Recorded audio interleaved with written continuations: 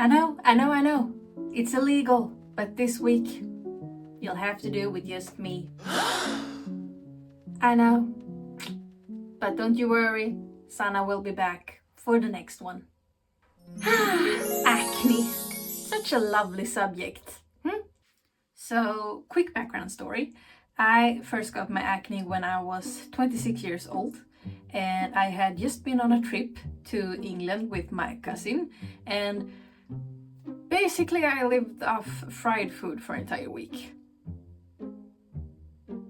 It was 20 nuggets for £2, okay? It was a steal. Can you blame me? And when I got back home, I started to get these really angry and inflamed pimples, but not like the pimples I got, in my teen years. No. This was very deep beneath my skin, and it's very located in my cheek areas. And it was, they were red, they were inflamed, they were painful.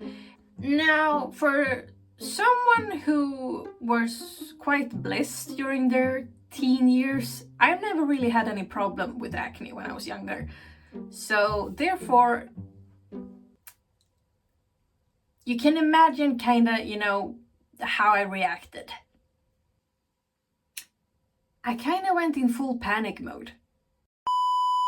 I watched every skincare influencer you can imagine, everything on YouTube. I watched, I must have watched like 100 videos. I Googled online, I read articles, and I tried every skincare product that anyone recommended. So much money wasted. I tried to cut out dairy. I tried to cut out sugar. Where am I going with this? The point of this video is to try to create the kind of video that I would have needed in those times. And hopefully, if you're out there and you're having acne and you don't know what to do, I hope that this can be helpful. Step 1. Figure out the root cause of your acne. Do you think it is caused by internal factors, or is it caused by external factors? As I mentioned before, at the time, I thought that the acne was caused by diet. It wasn't. In my case, I now realize that my acne was caused by two main components. One, my contraceptive implant, which was the starting point of my hormonal imbalance. And two, stress. I was working like crazy, and I was also commuting to work, so I was in the car for an extra 1.5 hours every day. Many years later, now that I work much closer to home, and I also don't work full time anymore, so my stress level is way more manageable than before. Now, that would have been very nice to know at the time, because even though, a good skincare routine is always a good thing. It does help the skin, absolutely. But if the problem is internal, no amount of Korean skincare is gonna fix that, okay? Because it's not the root problem. Step 2, improvement over perfection. Now, I'm very guilty of having all or nothing kind of mindset. And when it comes to acne, I think that just added unnecessary stress, which we don't want, since stress was actually one of the factors. As an example, my sleeping schedule still sucks, if I'm being honest. But before, I could go to work on maybe 3 to 4 hours of sleep, and I would say nowadays I get at least 5 to 6 hours. 7 if it's a good night. Now, is that perfect? No. But is it better? Yes, it is. Now, I also took out my contraceptive implant 6 months after I put it in, but the acne didn't clear until maybe 3 years after that, when I actually changed the workplace. And that says to me that the stress management and my sleeping habits really made a bigger difference than the contraceptive. With that said, I think that's why you should focus more on improvement than the perfection, because even though like changing the workplace was probably like the long-term solution to my problems, I could have started to like, you know, try to manage my stress way earlier than that. And finally, step 3, we're gonna fix a skincare routine that is tailored after you. I do believe that a proper skincare routine has an important place in dealing with acne. It is mostly what is gonna, you know, kind of soothe the skin, and it also will help the prevention of future acne. But I still wanted to start with the root causes, because it's kind of like, imagine you having shoes that are too small and you get shoe chafing, okay? The skincare is gonna be the bandage that you put on the chafing, okay? It's gonna probably prevent the chafing a little bit, it's gonna soothe, but it won't fix the problem unless you know, change the shoes. Okay, you with me with that metaphor? Okay, so if you want to tailor your skincare after your needs, you need to understand that there are different kinds of acne. I'm gonna list a couple of them here, but basically what I have is something that is called closed comedones, which means that I get bumps kind of deep beneath my skin, and therefore when I choose actives, I need to choose actives that works more on the deeper layer of the skin in comparison of those actives that works more on the surface.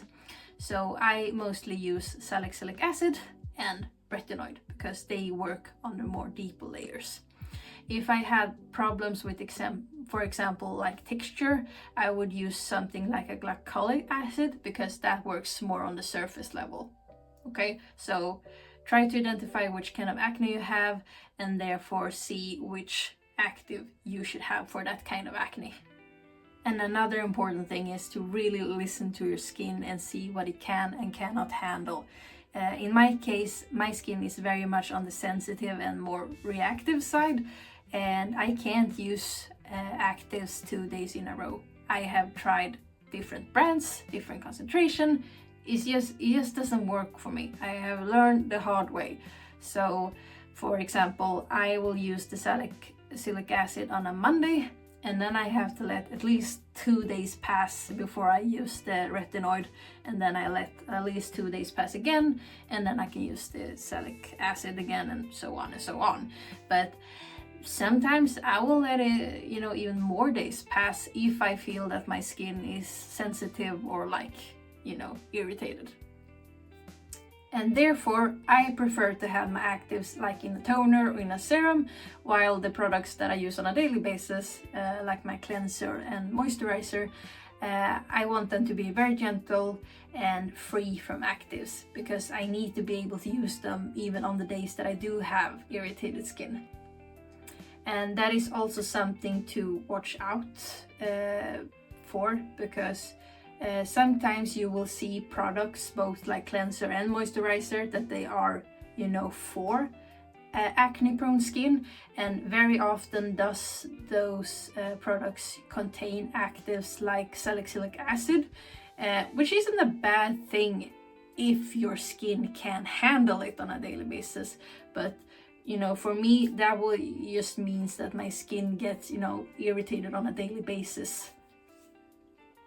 Now, another common thing when it comes to skincare and people's recommendation is that you will see that some people will, you know, swear by some products, and other people will say that this product, you know, made them break out even more. And usually that means that the product can be can contain pore clogging ingredients, and depending on how sensitive your skin are or how severe your acne is, that will also determine like how much your skin can handle, basically. So for me, that gets very easily closed comedones, I can't use any form of pore clogging ingredients. So what I will do when I'm interested in a new product or makeup, I will go to the site, I will copy paste the complete ingredient list, and then I will go on Google and I will search for this little site. and I will paste in the ingredients list, and basically this site will tell me if the product contains any pore clogging ingredients. And if it does, I don't buy it. Now again, I have already said it many times, but I will say it again. You know, what works for me maybe not be working for you, but always when I watch these kind of videos, I always like to see different, you know, products recommendation, just to see, you know, what the person use. So therefore I will include here some of my current favorites and products that I have tried and I have a positive experience of.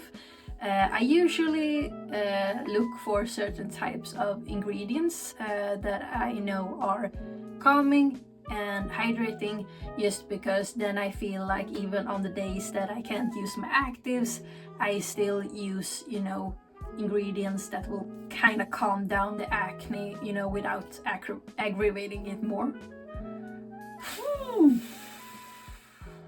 And that was that.